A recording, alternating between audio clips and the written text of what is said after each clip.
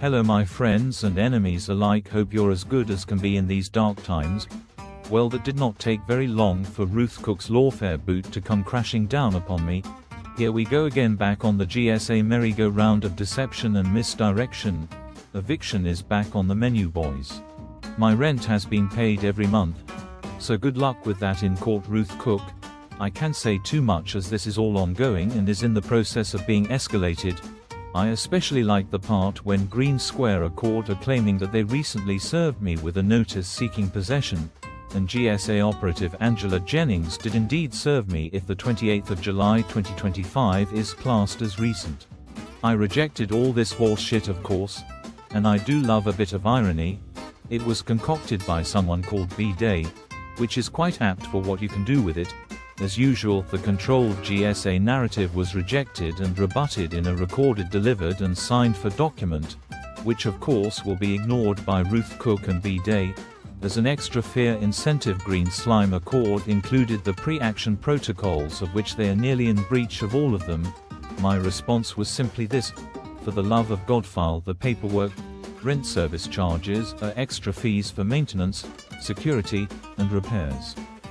Green Square Accord have been forced to remove some of the service charges at this complex, hoping no one notices in order to label it all rectified and business as usual, ripping off tenants and taxpayers indiscriminately.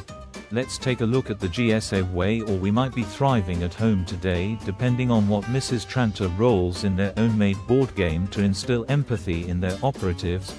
This footage was taken today, the 5th of June 2026. I waited till today to make this video deliberately so I could show what they would do, which is predictable, as Ruth Cook's £300,000 salary will be increased. For this is what they always do to justify all the neglect for profit that you're about to witness at this complex alone. Cut the fucking grass, whilst ignoring the broken wall, and this all neglected for years, but we're paying for. This is the security you're presented with as a visitor or a trespasser. It's the same these days, to be fair. Dumped waste, broken and wide open gates. They have been sending this guy to clean the bins, to be honest, finally, but this is your typical GSA operative workmanship. Seems to have missed a bit. Here is evidence of the dedicated window cleaners' workmanship that were charged continually for. Broken and in a bad state of disrepair for years, yet we still pay a repair fee. They just cut the grass around these dangerous objects rather than pay to remove them. And again, and yet again, neglected and in disrepair. Again, failed to be maintained to the standard that we're being charged for. And yet again, where is the maintenance fee going, I wonder? And more of the same pattern, intentional long-term neglect, but still making a profit from this complex, that we are all paying a service charge repair fee for, that have been neglected for that long they could be classed as an asset. For GSA make a yearly profit from the neglect, yet somehow some moron came up with a way to waste money on a redundant project rather than spend it on the much needed repairs around the complex.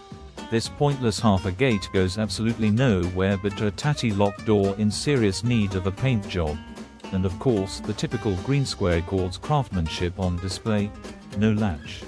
With their own waste yet again discarded and left behind to rot. Now this is the way? Or maybe Ruth Cook will be blaming the tenants again in a threatening letter, as GSA has previously done, for what you see themselves guilty of. My rent has been paid every month with the exception of when GSA operatives withheld my rent card for 6 weeks. They have gone from, "We're evicting you because I owe service charges," to "I owe them money for other charges," to rent arrears, and now it's back, "We're evicting you because of the rent money I owe that's been paid and I have the evidence for." Misleading a court is a big no-no even for Green Square Accord's expensive solicitors, so I refer you to my earlier statement. For the love of God, file the paperwork, for only a judge can interpret the law correctly, not me, and definitely not Green Square Accord's operatives. Thank you for listening and be safe wherever you may be.